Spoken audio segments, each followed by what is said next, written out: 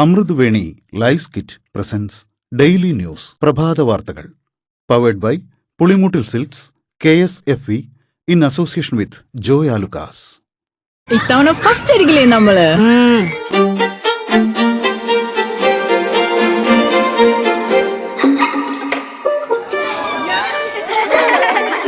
കുട്ടികൾക്കൊക്കെ പെയിൻ ശല്യം ഉണ്ടാകും. അതുകൊണ്ട് ലൈസ് കിറ്റ് ഉപയോഗിച്ച് ക്ലാസ്സിൽ വരാൻ പ്രത്യേകം ശ്രദ്ധിക്കണം. ലൈസ് കിറ്റ് ലൈസ് റിമൂവർ പെയിൻ ശല്യത്തിൽ നിന്നും ഉടനടി ആശ്വാസം.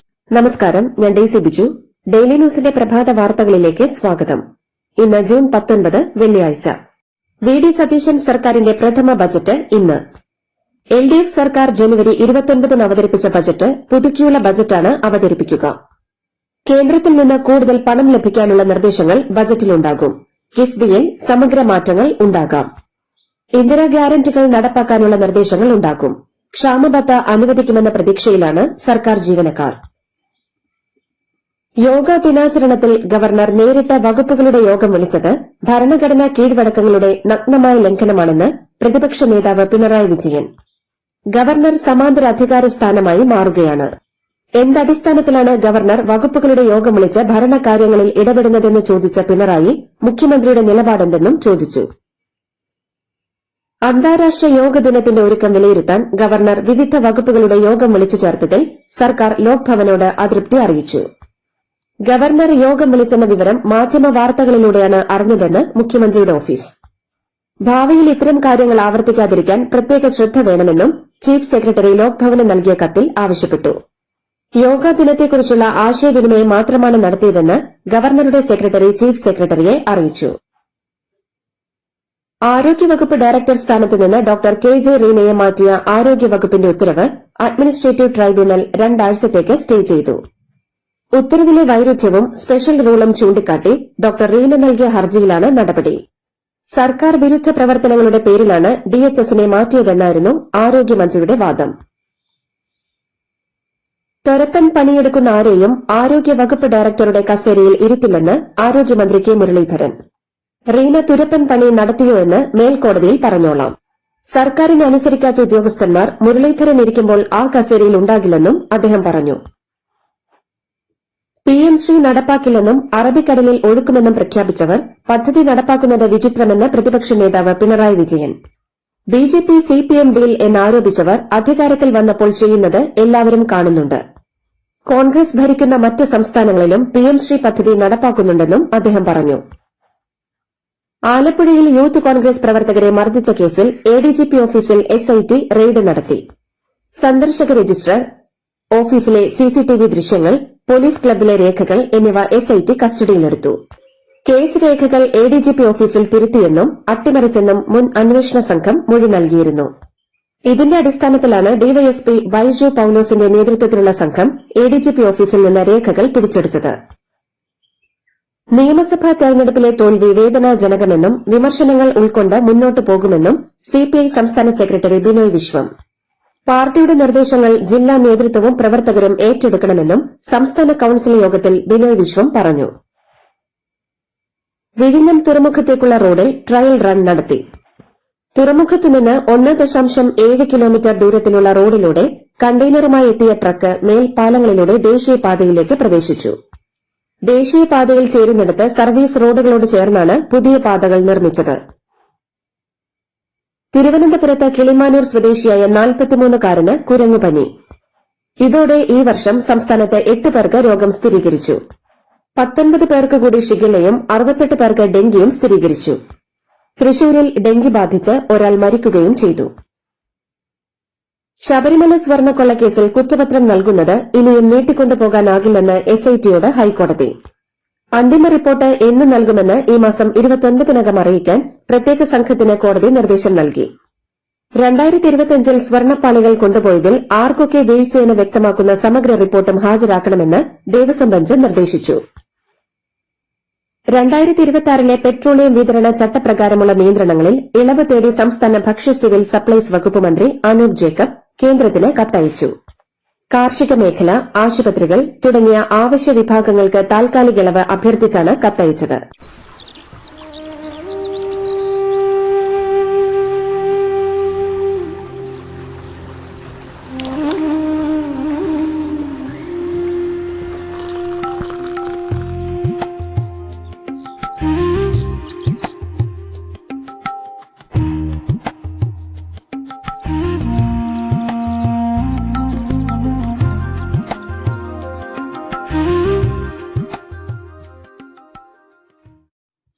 മഹല്ലുകളിൽ ലഹരിവിരുദ്ധ പ്രവർത്തനങ്ങൾ സജീവമാക്കണമെന്ന് മുസ്ലിം ലീഗ് സംസ്ഥാന അധ്യക്ഷൻ പാണക്കാട് സാദിഖ് അലി ശിഹാബ് തങ്ങൾ.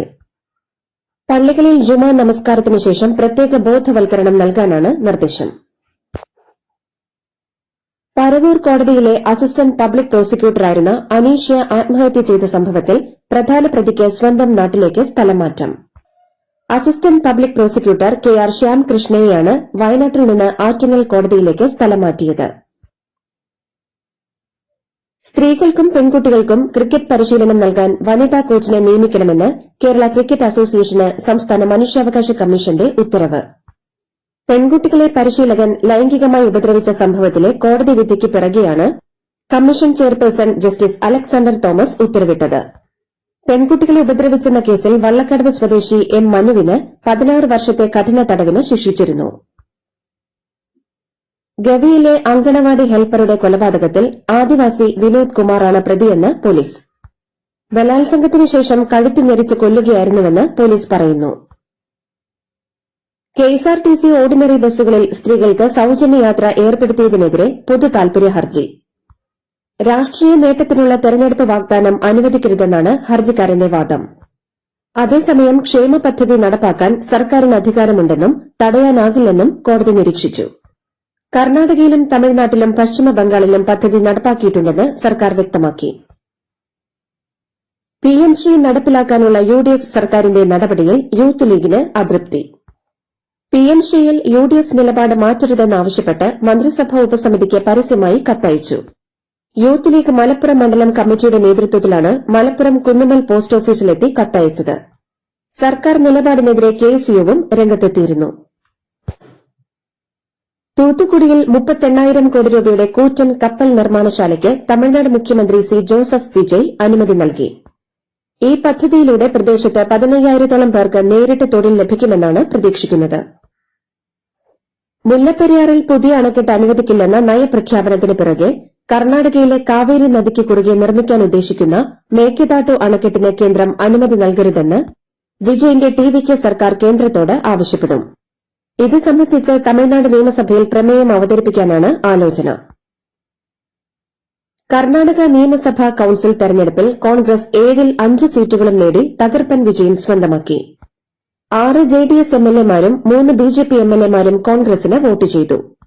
ബാക്കിയുള്ള 2 സീറ്റുകളിൽ BJP സ്ഥാനാർത്ഥികൾ വിജയിച്ചു. രാജ്യസഭാ തെരഞ്ഞെടുപ്പിൽ ജാർഖണ്ഡിൽ കോൺഗ്രസ് സ്ഥാനാർത്ഥി തോറ്റു. NDA പിന്തുണച്ച സ്വതന്ത്രൻ വിജയിച്ചു. ഒരു സീറ്റിൽ JMMും വിജയിച്ചു. മല്ലികാർജ്ജുൻ ഖാർഗെയുടെ ഓഫീസ് സെക്രട്ടറി പ്രണവ് ധായാണ് തോറ്റത്.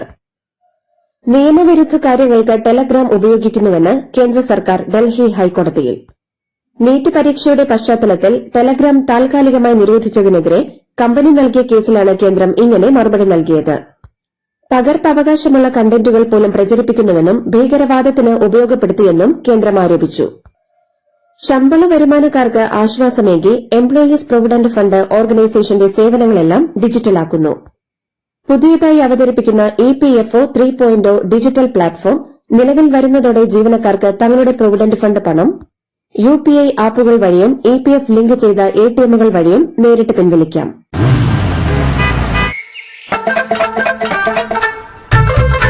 എല്ലാവർക്കും വന്നു ഡാൻഡ്രഫ് എന്തു ചെയ്യും ചേട്ടാ, പേടിക്കണ്ട ഇവിടുണ്ടല്ലോ ഡാൻഡ്രോക്കിൻ ഓയിൽ, ഉടനടി മാറും താരൻ, ഉപയോഗിക്കൂ വേഗം.